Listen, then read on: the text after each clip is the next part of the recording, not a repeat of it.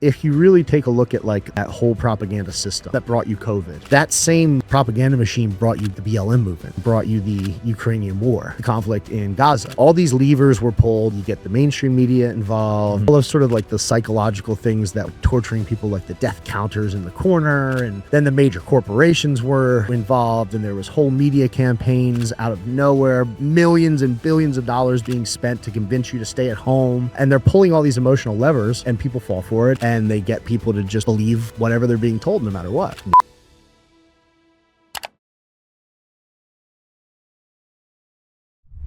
All right, guys, fellow New Jersey, and we got Ian Smith here. Let's go, baby. What's up, man? Jersey represent. Jersey represent. How are you? Good, man. You been there your whole life? Most of it. Nice. Most of it. I'm in Florida now. I lived in Arizona for a little bit, but most of the 40 years I've been around. Oh, so you moved to Florida Yeah, moved to Florida about 2 years ago. because of all that COVID stuff that happened with your gym? Well, after all of it, I kind of just wanted to change. We made it through, thankfully. Yeah. And I had just had my son, and my mom lived in Florida, and I didn't really have anything holding me down anymore. So I decided to pick up and start over in Florida. I mean, I don't blame you, man. They did you dirty. Media attacking you. You put in all your money into that gym, and you couldn't even run it. Yeah, it was an interesting couple of years, to say the very least. And I always loved Jersey, but the way that it's run, going through all that, seeing not only myself but how people were treated during COVID and Yeah. sort of their lives were disregarded, left a pretty sour taste in my mouth. Was it the state attacking you? Was it the county? Was it the township? So we reopened about 2 months to the day that the original closures came around. We closed down first. We didn't want to, but we didn't really know enough to confidently stay open. Right. The last thing we wanted to do was hurt anybody, but we were highly suspicious. So we reopened in May of 2020, and first it was the township itself, and we were very open about it. I went on Tucker Carlson a week before we opened, so everybody knew. The governor knew we were going to open. Yep. We were willing to negotiate. We said, here's our terms, here's how we're opening, and we're going to keep people safe. Let's talk about it. And nobody wanted to, so we said, okay. So it was originally the township, and then it became the county, and then it eventually became pretty much 75% of the state's legal power. Damn. At one time. Yeah, 75%. there's 12 attorney generals in the state of New Jersey, if I'm correct. And, during sort of the height of the absurdity, 75% of them were assigned to it. They were working our case. That's nuts, because I'd imagine there was other gyms doing what you did. Well, there was just other things in general, too. I mean, there's still crime and, actual things that they should be monitoring and tending to. Right. And they were focusing, almost all of their attention on us, It seems like a negative ROI because they're not going to get any money out of you. It did, and that's eventually sort of how we won. We were, and there's still stuff ongoing too. So it's Still? yeah, there's still sort of unresolved state issues and stuff like that. It's come pretty much to a halt at this point, which is how these legal battles work. When they come after you, they come after you really hard. I mean, there would be times where we get calls from our lawyers, and they'd be like, "You have court today." And they'd be like, "When?" And they'd be like, "In an hour." What? But then when you go and the dust settles and you're going to take legal action against the state for some sort of remedy, it's 3 months for this and 6 months for this. So, there is still stuff going on. But when I say one, I mean they backed off. The goal for us was just to stay open, and everything that they did, it was just shooting themselves in the foot over and over again, to the point where there was a negative ROI. No matter how hard they punished us, there was enough people behind us to support us that they looked crazy, because now we're 2 years into COVID and they're still fining us $15,000 a day and doing all these absurd things. And everybody at that point was pretty much had moved on, and Governor Murphy still wouldn't let it go. So, eventually that's when they started to back off, because there was no support for what they were doing, even among their own, really. $15K a day. So that totaled into the millions, I'd imagine. Yeah. So what they did is, that was a court order from a judge, because there were no tangible punishments for violating the governor's orders. Excuse me. And they got a court order, and that's where all the tangible punishments came from. And one of the punishments was a fine of $15,497.76 per day. Jeez. I think I got that number right. It's like burned into my head. Yeah, that's $100K a week. And we were a gym. I mean, we were a gym who at the time wasn't charging anyway, because when we reopened, we said, hey, we're just reopening. You didn't even charge a membership? No, because, as much as it was about the survival and you know, about the idea that we do have a right to work and all these things, it was about the principle. You know, we didn't open just because we wanted to make money. We opened because we have a right to do that, but everybody has a right to that, and people have a right to come to the gym and be healthy. So yeah, so we didn't charge. We weren't charging for 2 years. That's nuts. We ran off of donations, and people bought apparel and stuff like that, and were really good to us. Yeah, so they were trying to fine us $15,000 per day. They didn't take all of it. They would have to go in front of the court each time and say, "Hey, here are the days. You know, now we want to collect on them." So they did it. They did it a couple times to the tune of like $200,000 plus. Wow. Still a lot of money, but yeah, they had the you know, the reserve in there for several million. That is nuts. Did they have judgment on you, or they just had it like They got a judgment for the, you know, the 200 or so thousand that they took that money right from our bank account. Holy they just crap. pulled it right out. That is nuts. I can't believe that, dude. Yeah. Yeah. It was, it opened my eyes to a lot of the issues that we have, you know, with, government overreach, sort of, you know, not just on the left, but on the right, because they weren't there to help us either. Did Bradley Martin reach out to you when this was happening? Yeah, I spoke with Bradley a couple times. There was a lot of us gym owners. You know, there were a lot of businesses all around the country who defied, you know, COVID, and in some places they met. You know, there was little resistance. There might have been no resistance. You know, but gyms, there were a lot of gyms that really kind of were on the forefront of that. But we were all in different places. You know, so we couldn't really help each other beyond. You know, in California, what Bradley Martin was facing at his gym in LA, or what my buddy Lou, who owns Metroflex, who was another gym owner, was facing was different than what we were battling in New Jersey. You know, for over there, it was the health department that was really kind of coming in, and the government would be using different government organizations to hurt them in different ways. With us, we were tied up in the courts. But yeah, we talked a couple times on the phone. I mean, if anything, it was just good to talk to somebody else who was kind of like, you know, people were very supportive, but it's good to talk to somebody who's really going through the same thing, you know. So yeah, no, it basically is, man, like calling each other and just like, what, dude, what are we going to do? And how much did you get fined today? You brainstorm. Exactly. And it was like, all right, man, keep your head up. Like, let me know if you need anything. I'll repost your posts. And that's really all we could do. So I guess, the one benefit is you started a movement, a social media movement, right? Yeah, it happened sort of unexpectedly. Yeah, you were pretty low key before that. Yeah, I just had sort of a regular fitness Instagram, you know, maybe a couple thousand followers. And then I guess it was right message at the right time, really. You know, I put out that video a week before we started, or we were going to open, and it was just sort of me sitting in front of the camera saying, this is who we are, this is what we're going to do, this is why we believe it's right, and this is how we're going to keep people safe. You know, and a couple of days later, I got a phone call from Tucker Carlson, and that kind of threw a big can of gas on the fire. You were still at Fox at the time, right? Yeah. So he had me on the show, and that was a huge initial surge of people. And then as it went on, you know, people just had interest in the story. You know, we wouldn't have been able to do what we did because there was a lot of other businesses who tried and sort of got stomped out. We just had the social firepower behind us, you know, just a stroke of luck, you know, and I owe a lot of that for sure to that initial interview on Tucker Carlson. Nice. Shout out to Tucker, man. He breaks a lot of really important stories. Yeah. It's, you know, he's not always like the first to the story, but he's usually one of the bigger names that reaches audiences sort of outside of the fringe. You know, he reaches a lot more of a mainstream audience, and, you know, he did that. And, you know, at the time it was still wildly unpopular to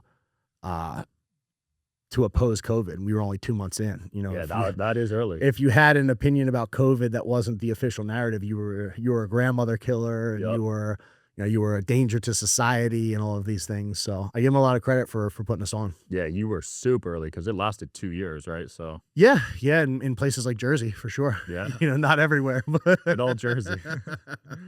Most of the Democratic states, I noticed. Yeah, it was still a little longer in those. Yeah, it became a political issue, and it really wasn't. It was for us, it was an issue of right or wrong. Yeah, you know, but we certainly got more support from the right than the left. But as time went on, that definitely changed, I think. Yeah. So it caused you to be more outspoken about politics, and now you're really speaking out on all the corruption you see, right?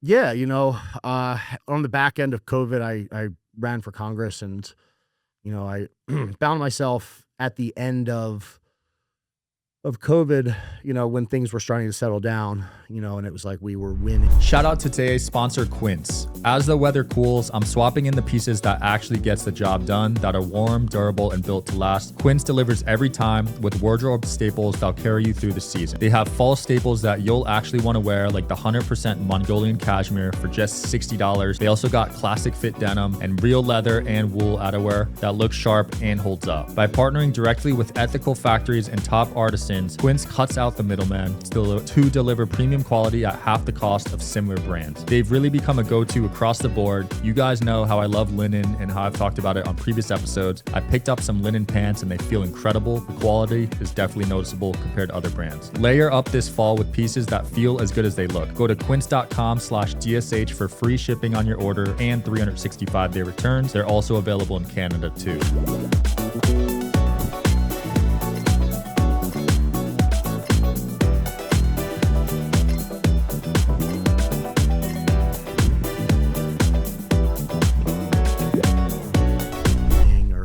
Whatever you want to call it. I just, I couldn't no longer turn a blind eye to what I was seeing, because it became my life. I wasn't really, I've always been aware of politics, but not to the degree that I was. Yeah. Seeing it kind of from the inside, especially running for Congress, has just made me very outspoken. How eye-opening was that experience? Because I'm assuming you're going against people that are raising a ton of money from owners and your kind of grassroots movement, right? Raising money from friends and family. So you felt like the underdog. Yeah. So if COVID didn't radicalize me to dislike the way our government is run, running for Congress definitely did. It was just, I came into it certainly overestimating my own abilities. We had this movement, so it was like, oh, we can just transfer this right into running for Congress. And the idea was, I know we're going to meet a lot of opposition, but I was able to shine a light on the injustices of COVID, so potentially I can do the same thing, in Congress and show people what it's like, and also, just be a good example, because one of the reasons politics is so messed up is good people don't run. Because it's a nasty world, it's hard, it's a huge sacrifice, and other than the satisfaction of a good job, if you do it right, it's not a massive career move or anything like that. Right. These people make it that, but so I ran with that intention, and I ran as a Republican, and faced tremendous opposition from the Republican Party. Really? Because they had already had their guy that they wanted to run. They're always an election cycle ahead or two, and somebody was up to run, and they would not support me, even though a huge amount of people did. So that was our enemy. We had to run against the Republican Party, in the Republican primary. And I just got to see, just kind of like the belly of the beast, how much money really influences, how these things work, how the candidates even get in front of people in the first place. The selection process, it's just, there's a lot of people behind the scenes, that are making money fueling both sides. Yep. A lot of the political operatives and the campaign managers and stuff, they'll work for anybody. They don't really have values. They're happy to work with one guy, and they'll run for the opposite team the next one. That's wild to me. Yeah, which is crazy, and I get it, it's a business, but maybe it shouldn't be, Yeah, like if you're gonna help someone, shouldn't it be the same party every election? Yeah. In my opinion, like if you want that to be your business as a political consultant or whatever it is, then maybe you should just have some values that you always align with, instead of right. Just going to the highest bidder, because then that's That it shows incentivizes bad money to come into the situation. right. They value money over their morals. Yeah. And that goes for the politicians as well, but you see it when you run, that there's so many people behind the scenes, who just, again, who influence even, a lot of people they're not paying attention until it's time to go to the ballot box, for the final vote. But there's a lot that happens along the way there. Yeah. And people are, the general public's not as in tune with that as they should be, but it's not really a super open process. The people that run the GOP and the DNC, they want to get their guy through the primary, and they're going to do that because they have far more money than any regular person does. We got outspent 10 to 1. Holy shit. And that's most of the money that came from him was political money. Right. Most of the money that came from me was regular donors. Like, yeah, I called some, I did some calls, the whole thing that you have to do, and you call people who donate frequently, but I didn't get any big checks from any political lobbies or anything like that. And that's what wins the elections at the end of the day. Money's one part of it, plus the checks, who they're coming from. They have power in other areas other than money too. Oh yeah. Yeah. Just the simple connections and stuff like that. And just being able to walk into a meeting and get endorsed because you're the person that the party has chosen as, their guy who's running in the primary. So that guy's getting 10 times the amount of airtime as you and opportunities. And you have to do that all yourself, which is fine. But it's like, everybody should have to be on a level playing field. Yeah. It makes you really wonder how many of these positions are predetermined. Yeah. It raises that question for anybody with common sense. You start to look at it as a big picture, and you said, how organic is this really? So, which is scary. These people are running the country. Yeah. And it attracts a certain type of person for the most part. There's a lot of people who go into politics and who do want to do good. Most of them don't make it. They don't, either they get in, and they're sort of stopped at every corner, or, they can't break in. It's very hard. They don't have the bankroll. The average person's not going to be able to self-finance. The average person doesn't have the reach on social media, and they don't have the access to the databases of voters with emails that they can blast and all that stuff.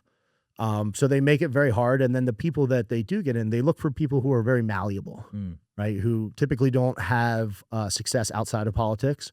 These aren't people that are wildly successful in their own right. They haven't really built anything of their own. They probably went to law school, which is an accomplishment.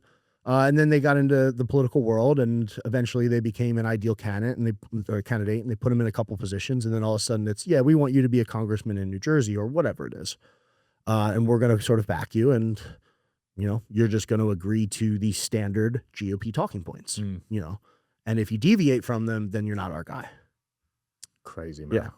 Yeah, and the next time you run or when you get elected, you might have different positions all of a sudden than what you ran on. Yeah. It's all coming because now you have this debt to these people, and these people get in these positions. These, wouldn't even call them weak. I think malleable is a better word. Get into these positions, and it's, hey, now I'm congressman. Now I have this power, and now I kind of want to keep it. I like this life. So I'll lie a little bit, and I'll vote the wrong way, even though I shouldn't, and I'll turn my back on my voters because my voters didn't donate that much money to me anyway. You watch how some of these people talk to their voters when they have issues. I remember watching a clip of Dan Crenshaw, right?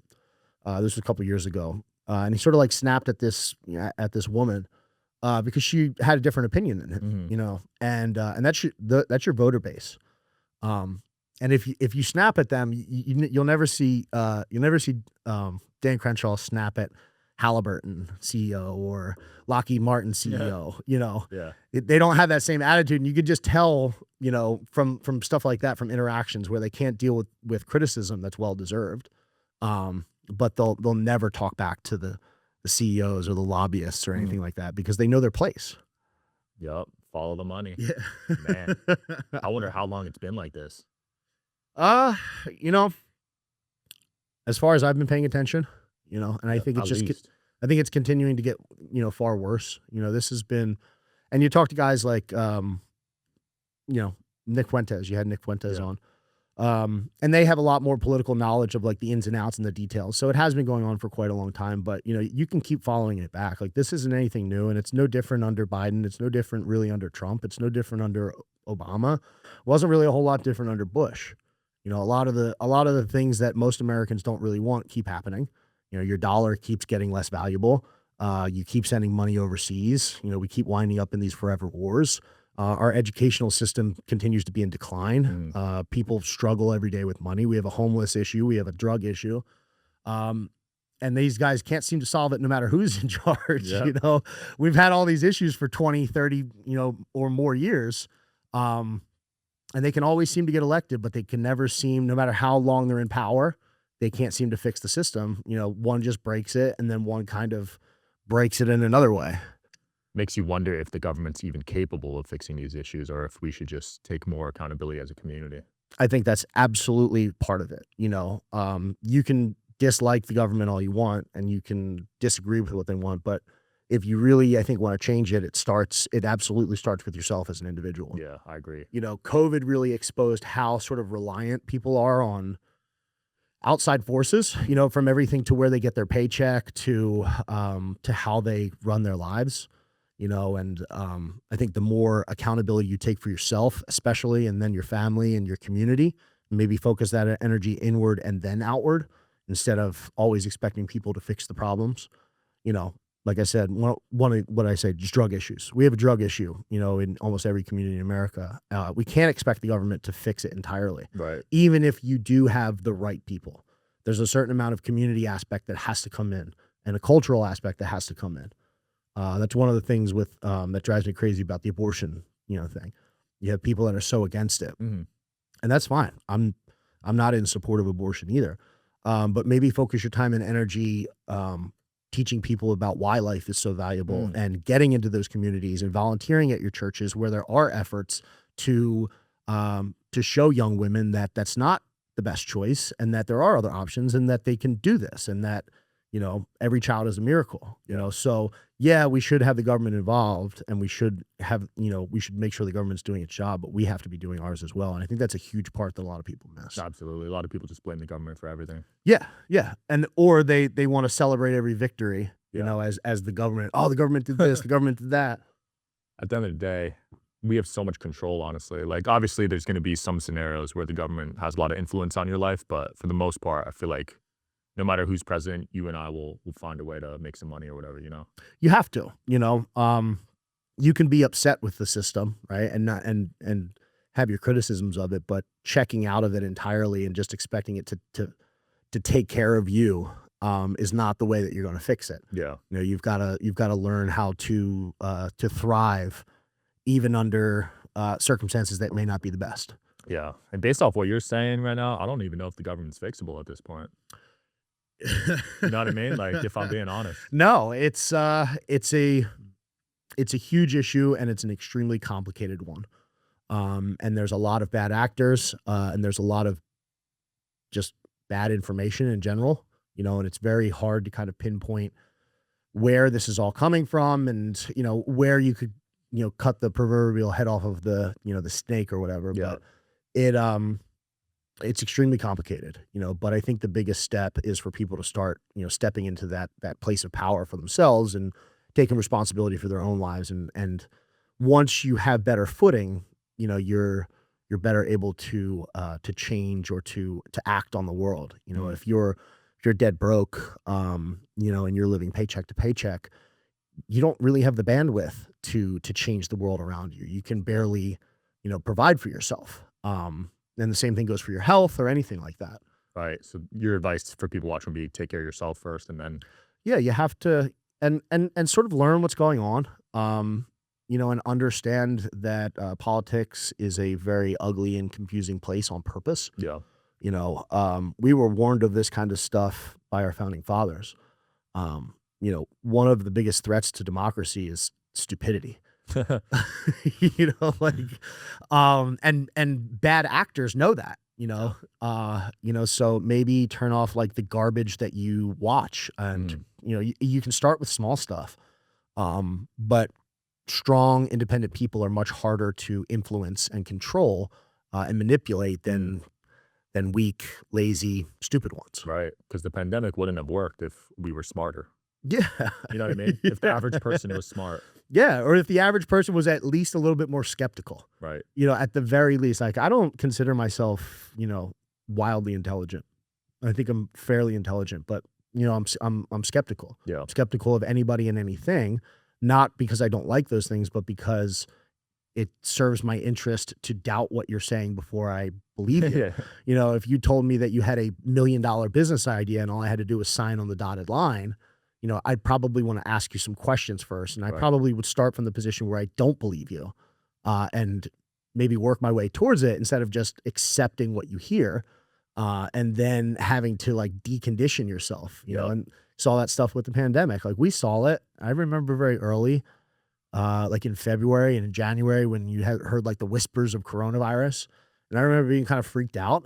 But it was like, okay, what is this? You know, And through a series of questions, I couldn't find the answer to where I should be scared for my life. Mm, Um, and you apply that same sort of idea to anything. Anytime a politician talks, you should doubt what he says.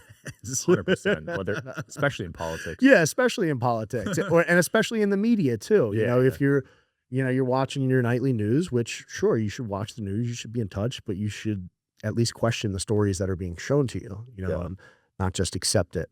And that's how we wind up with I don't know if you remember the great toilet paper shortage Oh my of gosh, that was 2020. crazy. And it's like, man, people just didn't do any, like everybody's so emotional and they'll just automatically jump onto something. And Yeah. that's it's a big problem. And I think you're seeing a lot of change in that regard. I think people are starting to get a lot more well positioned for themselves, and especially mentally sort of doubting things a lot more. I agree. I don't think another pandemic would work at this point. No, it wouldn't. Unless it were something that were actually harmful. Right. Instead of, the flu. But no, I don't think that it would, because people learn that lesson.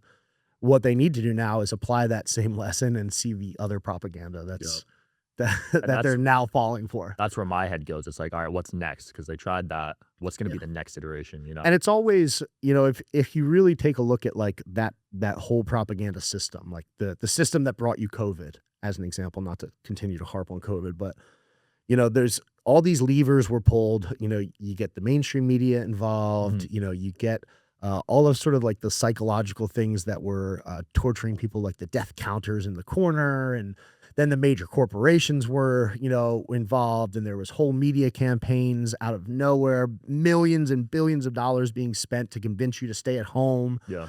And all of this, and they're pulling all these emotional levers, and people fall for it, and some people didn't, and the rest of the people finally understood what it was. But that same propaganda machine brought you the BLM movement. That same propaganda machine brought you the Ukrainian war. That same propaganda machine has brought you the conflict in Gaza. It's the same levers being pulled, and they're just they pull at people's sort of heartstrings, and they find little emotional hooks, and they get people to just believe whatever they're being told, no matter what. Yep. They're phenomenal at that. Yeah. You got to give it to them, honestly. Oh, it's excellent. You have to give credit where it's due, because it works. It's a well-funded machine. They've been, mass media has been around, and this stuff has been studied. All of this has been studied by your government for years and years and years. They understand the psychology behind what brings you the evening news. Yep. And the psychology behind what they teach your kids in school, and the psychology behind, social pressures and all of these things. And they're just pulling different levers. It's the same mechanism, just, it's a different flavor, and a different sort of emotional, call it psychological warfare. Yeah. Really. It's a psyop. Yeah, they got it down to the T, from the frequency of the music you listen to the news, to social media. They are programming and controlling wherever they can, right? Yeah. I mean, it's in your hand all the time. It's in your phone. Yep. Your phone could be an amazing tool, but it can also be a weapon, pointed directly at you. 100%. You think what you're being shown on your algorithm is anything remotely organic. You've got a lot of thinking to do. Yeah. And my fear is, as someone in alternative media, is that they're going to really infiltrate that next. I think to a degree they certainly have. You've already seen little glimpses of it, with certain shows and stuff. Well, podcasts started as a very grassroots thing, and it became very powerful overnight. Yeah. Especially during the last 5 years. The fact that people can get their voices out relatively quickly, and people can have open discussions, and you don't have to have media credentials, and you don't have to have some multi-million-dollar studio. You can just set up a camera and start talking. A lot of people started their podcast just Zooming. Yep. That very quickly sort of surpassed traditional media.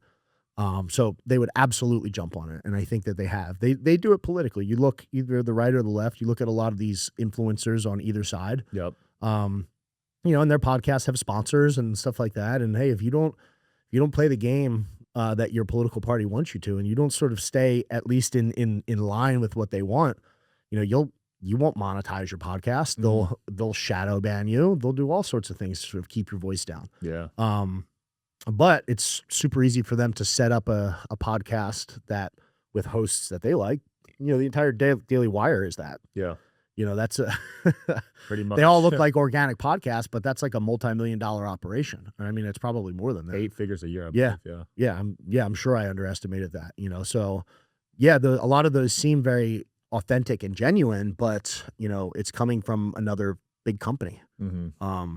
And independent media, I think, is really, really important. It for is. people to if you're going to do that, to stay as independent as possible, and you have to be financially, able to provide for yourself outside of, the traditional route. If you're going to especially go with the political ones. It's tough, dude. If I didn't have money coming into this, I honestly don't think I would have been able to pull it off. Well, it's time consuming. You put a lot of time and effort into it. And you don't need to get rich podcasting and exercising your free speech, but you do have to be able to provide for your family to some degree or another. So it makes it very, very hard to do. And I noticed that a lot because I got pulled into the conservative world. Yeah. For the better part of 2 years, I was the golden boy of the GOP. Before I started speaking out against the vaccine, that was sort of my first breaking of rank. And then the Ukrainian war and whatever, and all the other ones. But it's hard to be in that world and to just like politics itself. You're not going to get an invitation to Turning Point USA where there's thousands and thousands of young people who could be exposed to your message if you're not in line with what Turning Point deems acceptable. So it's interesting. I would say Daily Wire's worse than Turning Point, in my opinion. Yeah, I would say so. Because Charlie did have a debate at the last. I'll defend him here. Charlie did have a debate at the last Student Action Summit event. It was Dave Smith versus some guy, Josh Hammer. Yeah, I saw parts of it. So I'll give him that. I will. Yeah, and Turning Point as an organization, I believe that they have really good intentions in a lot of ways, and I've been to their events and stuff like that.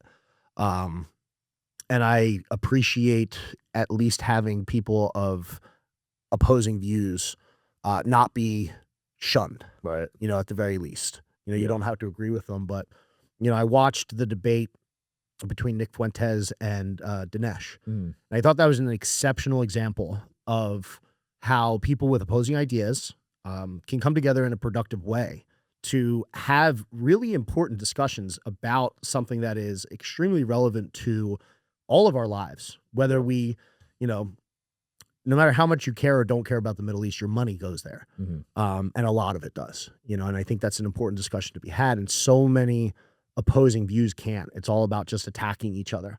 And I think Dinesh and Nick did just a fantastic job of laying out their ideas in a way where the audience, because that's what it's about.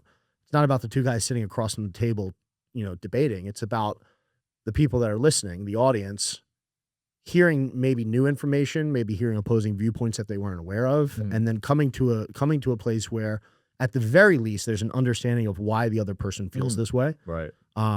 And at the same time, reciprocal, they understand why you feel this way.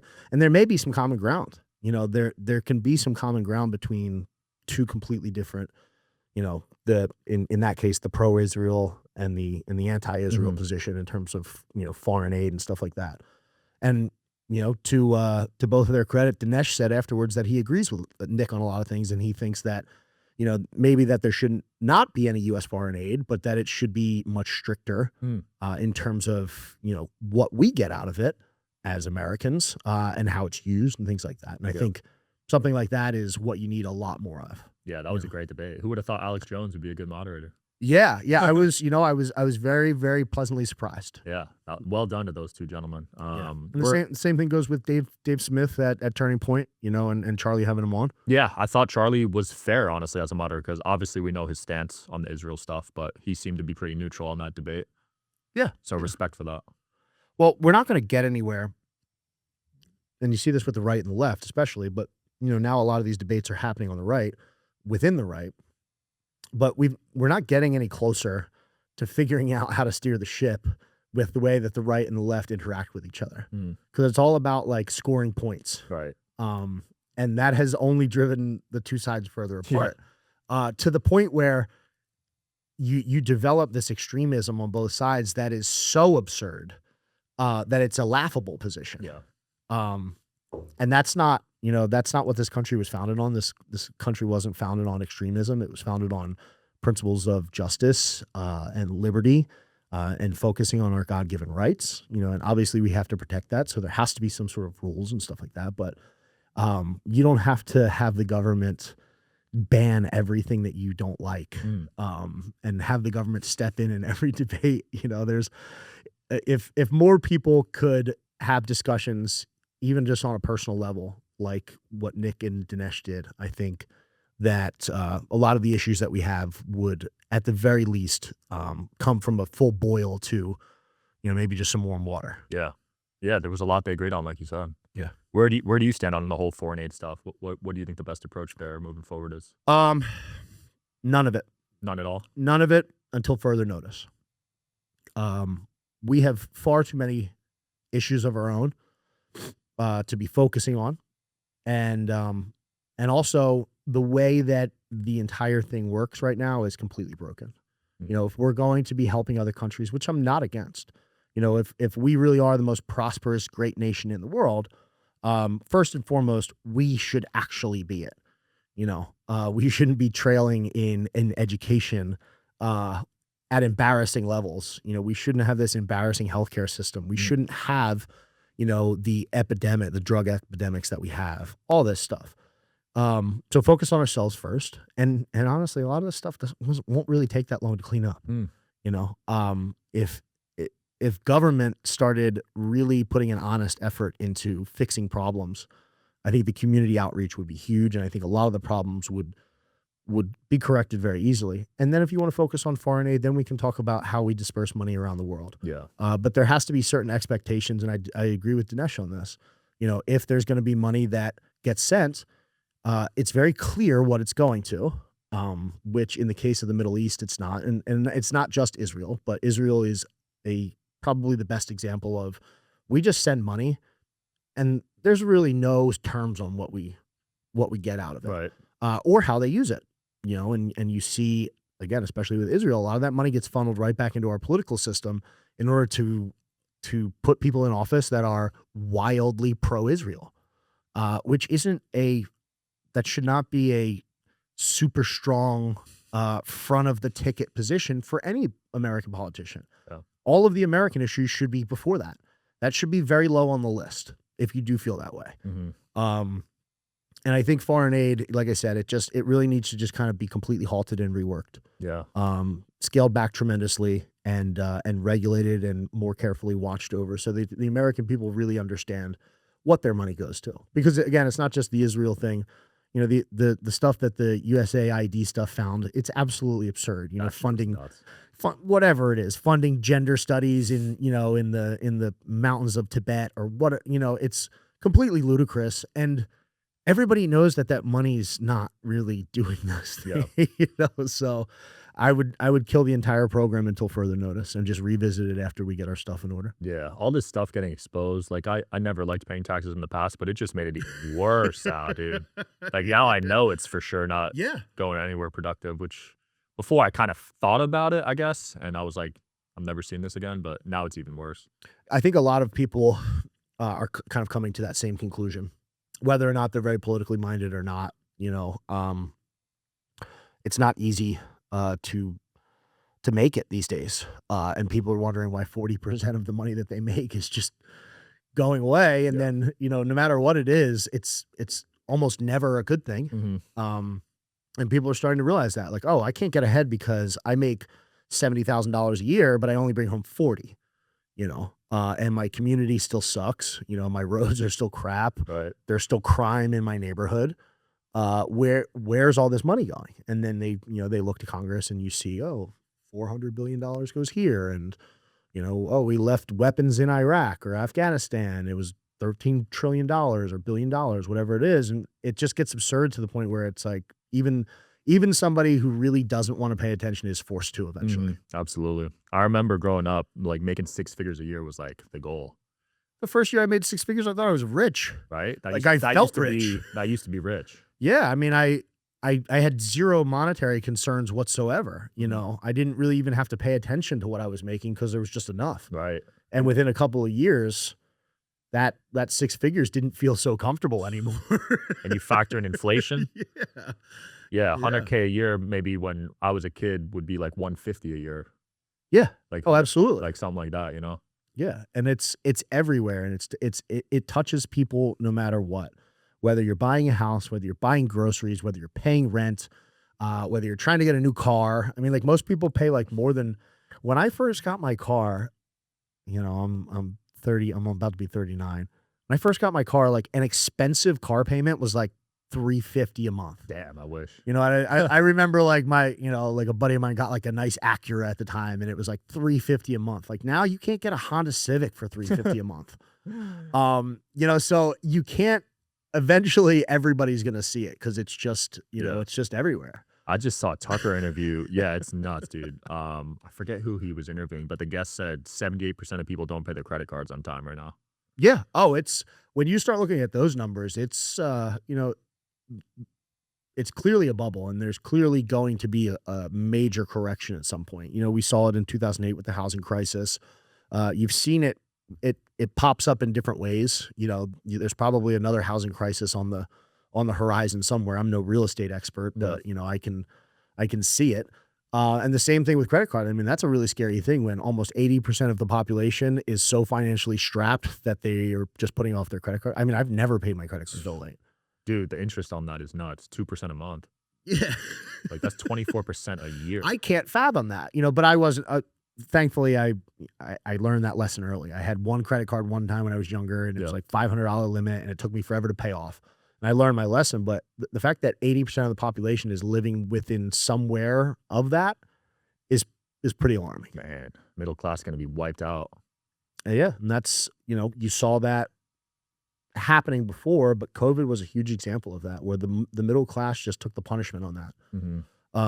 And they handed out all that hush money for everybody to kind of shut up and be quiet and keep them distracted.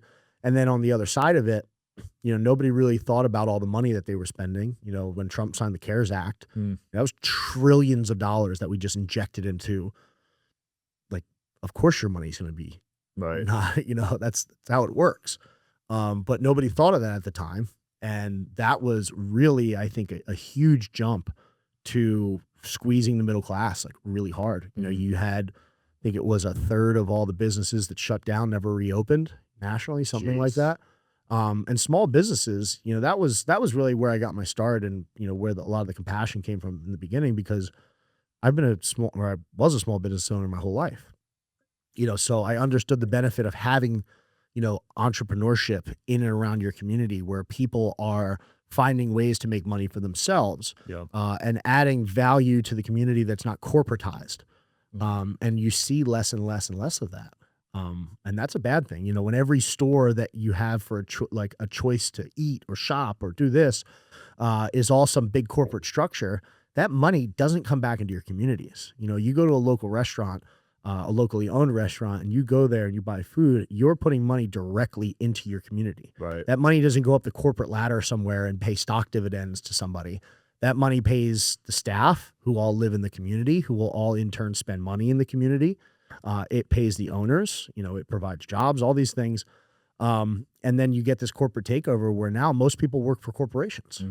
And that money, it goes into their pockets, as a family, but they're going to shop at, a corporate grocery store, and they eat at corporate restaurants, and they have their Netflix subscription. Like, none of that money ever makes it right back into the community.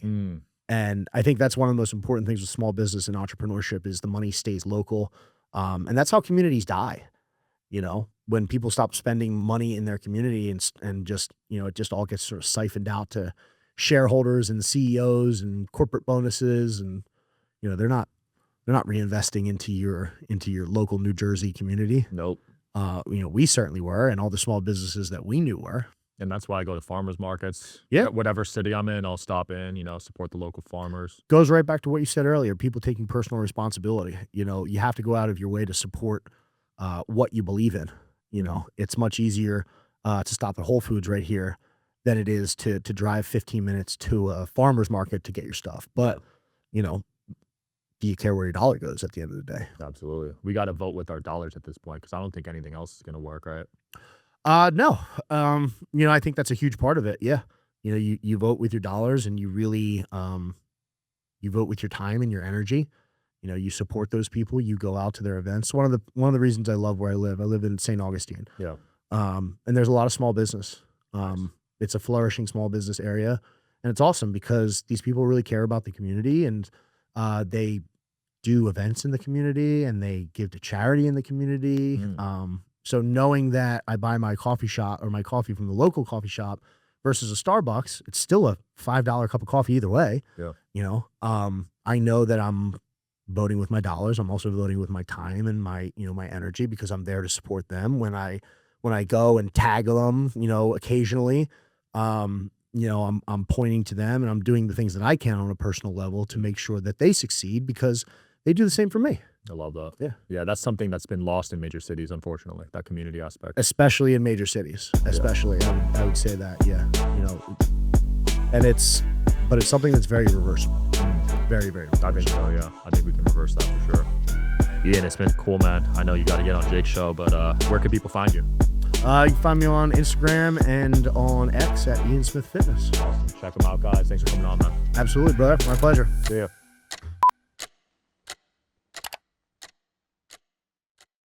I hope you guys are enjoying the show. Please don't forget to like and subscribe. It helps the show a lot with the algorithm. Thank you.